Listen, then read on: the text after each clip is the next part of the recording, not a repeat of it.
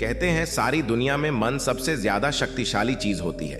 अगर किसी चीज को तुम पूरे मन से चाह लो तो तुम उसे हासिल कर सकते हो। ये मैं नहीं कहता, ये सभी महापुरुषों का कहना है। लेकिन अगर ये सत्य है, ये सच है, फिर जो हम अपने मन से चाहते हैं वो हमें हासिल क्यों नहीं होता? कोई भी इंसान अपने मन में दुख तो नहीं चाहता, लेकिन वो रहता तो दुखी ही है। हर इंसान अपने मन से तो कामयाब होना चाहता है, खूब पैसा कमाना चाहता है, लेकिन फिर भी वह कामयाब नहीं होता। भला ऐसा दुनिया में कौन इंसान होगा जो अपने मन में यह चाहेगा कि मैं नाकामयाब रहूं या मैं पैसा ना कमाऊं? सोचने की बात है तो इसमें दो चीजें निकलकर सामने आती है। या तो वो महापुरुष गलत थे जिन्होंने ये बात बोली कि मन से चाही हुई चीज हासिल हो जाती है, या फिर हम गलत हैं। आज की कहानी जो मैं आपको सुनाने वाला हूं उसमें आपको एक ऐसा मंत्र मिलेगा। उसे समझने के बाद आपको एक ऐसा मंत्र पता चलेगा जिससे आप ये समझ पाएंगे कि अपने मन से कोई भी चीज कैसे करवाई जाती है, मन में किसी भी बात का बीज कैसे बोया जाता है। ये इस कहानी से आपको अच्छी तरह से समझ में आ जाएगा और इससे आप यह भी समझ पाएंगे कि आकर्षण का नियम से लो अट्रैक्शन कैसे काम करता है। कहानी छोटी सी है लेकिन बहुत ही गहरी है। इससे पहले कि आप इस कहानी में खो जाएं, इस चैनल को सब्सक्राइब जरूर कर लें। तो चलिए कहानी शुरू करते हैं। एक बार की बात है, एक आदमी के जीवन में सिर्फ दुख ही दुख थे। वो जो भी काम करता उस बेचारे को वो काम पूरा ही नहीं होता। घर में आता तो घर में क्लैश बना रहता, किसी से कोई मदद मांगता तो कोई उसकी मदद नहीं करता। ऐसा लगता था कि चारों ओर से दुखों का पहाड़ उसी पर टूट पड़ा है। उसे समझ में नहीं आ रहा था कि मैं इन दुखों से पार कैसे पाऊं। वो दिन रात यही सोचता रहता कि अपने दुखों से छुटकारा कैसे पाना है। इसी कारण से वो रात में सो भी नहीं पाता था। उसकी आंखों के नीचे बड़े बड़े काले घेरे बन गए थे, जो इस बात का प्रतीक थे कि वो आदमी कितना दुखी है और कितना चिंतित है। कभी कभी तो उसके मन में आत्महत्या करने की भी ख्याल आते थे, लेकिन अपने परिवार की चिंता करके वो ये कदम नहीं उठा पाता था। वो इतना दुखी हो गया कि उसने निर्णय किया कि वो इन दुखों से छुटकारा पाके ही रहेगा। इसके लिए चाहे उसे कितनी भी मेहनत करनी पड़े, कुछ भी करना पड़े, चाहे अंगारों पर भी चलना पड़े, लेकिन इन दुखों से छुटकारा हासिल करके ही रहेगा। ऐसे ही एक दिन उसने अपने मित्र से पूछा कि मैं अपने जीवन को कैसे सुधारूं। उसके मित्र ने उसे बताया कि तुम किसी बाबा के पास जाओ। बाबाओं के पास ऐसा मंत्र होता है जिससे सारे दुख मिट जाते हैं, जीवन खुशियों से भर जाता है और धन संपदा भी हासिल हो जाती है। तुम किसी ऐसे बाबा को ढूंढ लो, बस तुम्हारा काम बन जाएगा।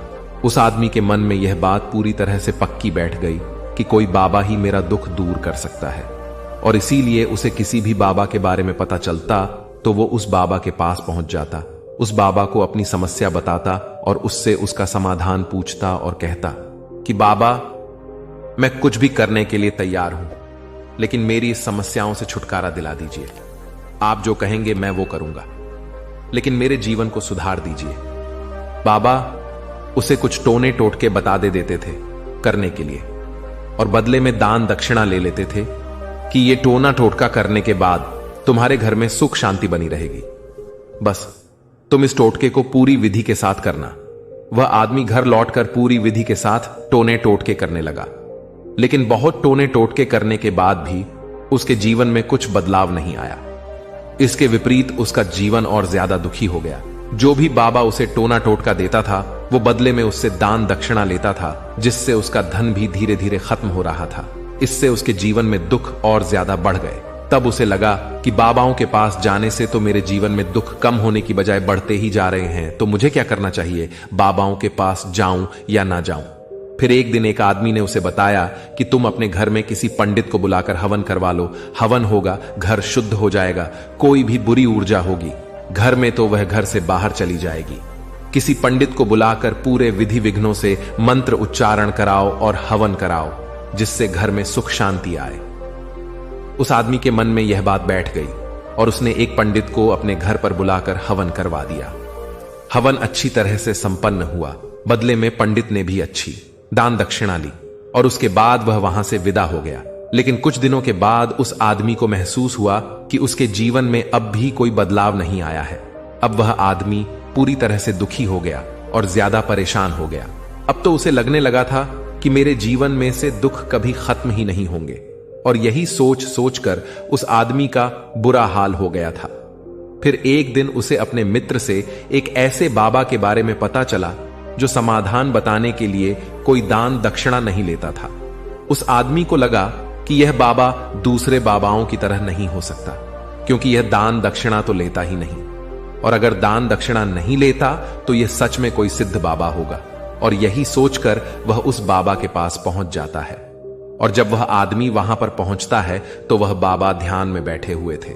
यह देखकर वह आदमी वहीं पर चुपचाप बैठकर ध्यान से बाहर आने का उनका इंतजार करने लगा। थोड़ी देर बाद बाबा ने आंखें खोली तो सामने एक दुखी और परेशान युवक को बैठे देखा। वो उसकी आंखों के नीचे काले घेरे देखते ही समझ गया कि यह आदमी अपने जीवन से कितना परेशान है।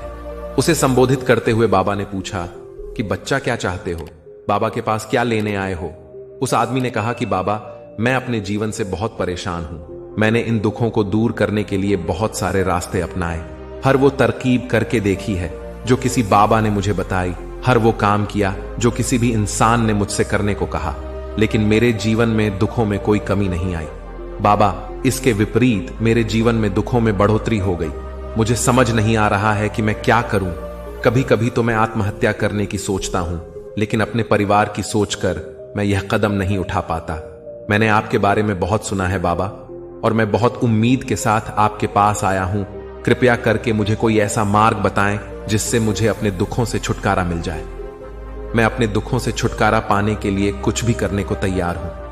आप मुझे कोई भी रास्ता बताएं, चाहे वह रास्ता कितना भी कठिन क्यों ना हो, मैं उसको पार करके रहूंगा। बाबा ने महसूस किया कि यह आदमी तो सच में बहुत परेशान है। बाबा ने उसकी बात सुनकर कहा कि बच्चा, दुखों को दूर करने के लिए मंत्र ऐसे ही नहीं मिलते। मंत्र पाने के लिए कुछ करना पड़ता है। तुम कुछ कर सकते हो। यह सुनकर पहले तो उस आदमी ने सोचा कि यह बाबा भी मुझसे दान दक्षिणा ही मांगेंगे, लेकिन और कोई रास्ता ना पाकर उस आदमी ने कहा कि बाबा, आपको जितने भी दान दक्षिणा चाहिए मैं देने के लिए तैयार हूं, लेकिन आपका मंत्र सच्चा होना चाहिए, वो पूरा होना चाहिए, उसका फल मुझे मिलना चाहिए। उसके बाद मैं आपको जो भी दान दक्षिणा लेना चाहते हो वो दे दूंगा। बाबा ने कहा कि दान दक्षिणा तो बहुत छोटी सी चीज है, मुझे वो नहीं चाहिए। इस पर वो आदमी सोच विचार करके बोला, तो बाबा, मैं अंगारों पर भी चलने के लिए तैयार हूं, आप मुझे बस आज्ञा दीजिए। बाबा ने कहा कि अंगारों पर चलने वाली छोटी चीज मैं तुमसे नहीं कराने वाला। मैं जो तुमसे कराने वाला हूं वह बहुत ही कठिन मंत्र है। क्या तुम उसे पूरा कर पाओगे? उस आदमी ने कहा कि बाबा, आप मुझे बताइए तो सही, मुझे करना क्या होगा? मैं कुछ भी करने को तैयार हूं। इस पर बाबा ने उसे कहा कि यहां से जब तुम अपने घर जाओ तो रास्ते में अपने मन में यह दोहराते जाना कि मैं सुखी हूं, मैं सुखी हूं, मैं सुखी हूं। बार बार अपने मन में यही दोहराना, और याद रहे, जुबान पर यहां नहीं आना चाहिए, यह सिर्फ मन में दोहराना है। यह सुनकर वह आदमी बोला, बाबा, बस इतनी सी बात, ये तो मैं छुटकी बजा के कर लूंगा, लेकिन इससे होगा क्या? बाबा बोले कि तुम इस मंत्र को करके तो देखो। वैसे भी तुमने इतने बाबाओं के मंत्र किए हैं, तो इस मंत्र को भी करके देख लो। उस आदमी ने सोचा कि बाबा कुछ दान दक्षिणा तो ले नहीं रहे, और छोटा सा मंत्र है, इसे तो मैं कर ही लूंगा। वो बोला, ठीक है बाबा, मैं यह मंत्र जरूर करूंगा। वो आदमी यह कहकर वहां से उठकर चलने लगा। लेकिन जैसे ही वो चलने लगा, पीछे से बाबा ने बोला कि बच्चा, एक बात याद रखना, जब तुम ये मंत्र अपने मन में दोहराओ तो तुम्हारे मन में बंदर के विचार नहीं आने चाहिए, बंदर का ख्याल भी नहीं आना चाहिए, तो ही ये मंत्र सिद्ध होगा। वो आदमी बोला, मुझे तो आज तक बंदर का कोई विचार नहीं आया, तो अब क्यों आएगा? आप चिंता मत करिए बाबा, मैं बस मन में यही दोहराऊंगा कि मैं सुखी हूं, मैं सुखी हूं। इसके अलावा बंदर का कोई विचार मेरे मन में नहीं आएगा। यह कहकर वो आदमी वहां से चल दिया। वो अपने मन में मैं सुखी हूं, मैं सुखी हूं, ये दोहराता हुआ थोड़ी दूर ही चला था कि उसके मन में अचानक बंदर का ख्याल आ गया। बंदर का ख्याल एक बार आया और चला भी गया। लेकिन उस आदमी ने सोचा कि आज तक तो मुझे बंदर का कोई विचार नहीं आया, यह आज बंदर का विचार क्यों आ गया? और ऐसे करके उसने उस बंदर के विचार को पकड़ लिया। वो यह भूल गया कि मुझे क्या मंत्र दोहराना है, और वह बंदर के बारे में सोचने लगा। जब थोड़ी देर बाद उसे फिर से होश आया तो वो फिर से अपना वही मंत्र दोहराने लगा जो बाबा ने उसे बताया था, मैं सुखी हूं। मैं सुखी हूं। लेकिन अचानक से उसे उसके सामने एक बंदर दिखाई दिया और यह देखकर उसके मन में फिर से बंदर का विचार उठ गया और वो अपने अंदर से उस विचार को बाहर फेंकना चाहता था। वो चाहता था कि मेरे अंदर किसी भी तरह बंदर का विचार ना आए, लेकिन उसे तो उसके सामने बंदर ही दिखाई दे गया। ऐसे ही जदोजहद करते करते वो घर पर पहुंचा और घर पर पहुंचने के बाद अपनी पत्नी को कहा कि हे बंदरिया, मुझे खाने में बंदर परोस दो। और जब उसे एहसास हुआ कि उसने क्या बोल दिया तो वो अपने बाल नोचने लगा। वो दीवारों में सर मारने लगा कि आज तक मुझे बंदर का कोई विचार नहीं आया और आज मुझे यह क्या हो गया है कि मुझे हर जगह बंदर ही बंदर नजर आ रहे हैं। यह कैसी माया है। यही सोच सोचकर वह आदमी रात भर सो नहीं पाया। रात भर करवटें बदलते रहा और सुबह उठते ही सीधे उस बाबा के पास पहुंच गया और उसके चरणों में गिरकर कहा कि बाबा, पता नहीं क्या चमत्कार हो रहा है। आज तक मुझे बंदर का कोई विचार नहीं आया, लेकिन कल से जब से आपने मुझसे कहा कि बंदर का विचार नहीं आना चाहिए, तब से मुझे हर जगह बंदर ही बंदर नजर आ रहे हैं। उस आदमी ने कहा कि बाबा, मुझे तो आपके पीछे पेड़ पर बैठा हुआ बंदर भी केले खाता हुआ दिखाई दे रहा है। यह हो क्या रहा है बाबा? यह सुनकर बाबा हंसने लगे और कहा, बच्चा, मन का जाल एक ऐसा जाल है जिसे समझ पाना इतना आसान नहीं है। बंदर तो तुम्हारे रास्ते में पहले भी आते थे। जब तुम मेरे पास आए थे तो इन्हीं पेड़ों पर यह बंदर घूम रहे थे, लेकिन तब तुम्हारे ध्यान में यह बंदर नहीं था। तब तुम्हारे ध्यान में सिर्फ अपने दुख थे। बाद में बाबा ने उसे बताया कि बच्चा, हम जिस चीज से भी दूर भागना चाहते हैं, वही चीज हमारे मन में बहुत गहरे में प्रविष्ट हो जाते हैं। वह हमारे अत मन में समा जाती है। असल में हम जिस चीज से भी छुटकारा पाना चाहते हैं, उससे छुटकारा इसीलिए पाना चाहते हैं कि वह हमारे साथ बहुत गहरे से जुड़ी हुई है, और हम जितना ही उससे छुटकारा पाना चाहते हैं, वह उतनी ही गहरी हमारे मन में बैठती चली जाती है और आखिरकार वह हमारे अंतर मन में छा जाती है। ऊपर से तो हम चाहते हैं कि सुखी हो, ना कि मैं सुखी हूं, सुखी हूं हमारे होठ भी यही बोलते रहते हैं, लेकिन हमारे मन में दुख समाये होते हैं।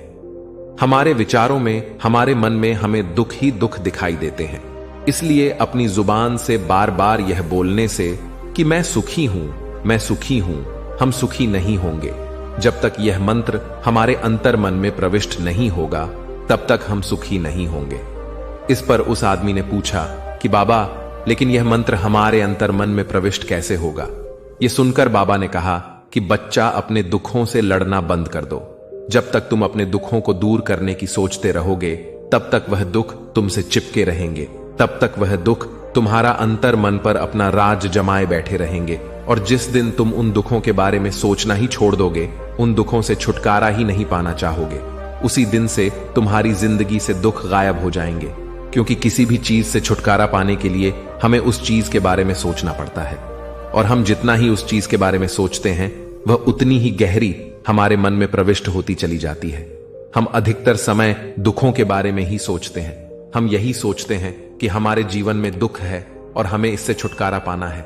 इसी वजह से बार बार सोचने से वो दुख हमारे अंतर मन में प्रविष्ट हो जाते हैं और हमें एहसास भी नहीं होता।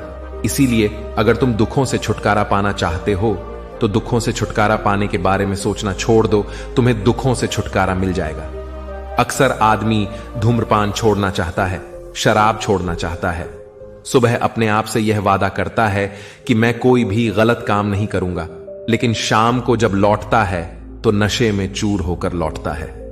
ऐसा क्यों होता है कि जो हम सोच रहे हैं वह पूरा कर नहीं पा रहे हैं? असल में हम उस चीज को बहुत ज्यादा तवज्जो दे रहे हैं, उस चीज को बहुत ज्यादा अहमियत दे रहे हैं। जब भी हम उस चीज को छोड़ने के बारे में सोचते हैं, तो हम उसकी इंपॉर्टेंस यानी कि विशेषता और ज्यादा बढ़ा देते हैं। हमारा मन उस चीज के बारे में जितना ज्यादा सोचेगा, शराब या धूम्रपान छोड़ने के बारे में जितना ज्यादा सोचेगा, हमारा मन उतना ही उस चीज के पीछे ज्यादा भागेगा। हमें उस चीज से पना नहीं है, बल्कि बिना सोचे गुजर जाना है। और अगर इस मंत्र को हम समझ लेते हैं, तो हम अपने जीवन में जो भी पाना चाहते हैं, उसे अपने अंतर मन में डाल सकते हैं। और एक बार वो लक्ष्य हमारे अंतर मन में बैठ जाता है, तो फिर सफलता पाने में कोई समस्या नहीं आती, कोई दिक्कत नहीं आती। तो दोस्तों, आज के वीडियो में बस इतना ही। उम्मीद है आपको ये वीडियो पसंद आई होगी। अगर पसंद आई होगी तो कमेंट में बताएं और वीडियो को एक लाइक करना मत भूलिएगा। तो दोस्तों मिलते हैं एक नई अगली कहानी में।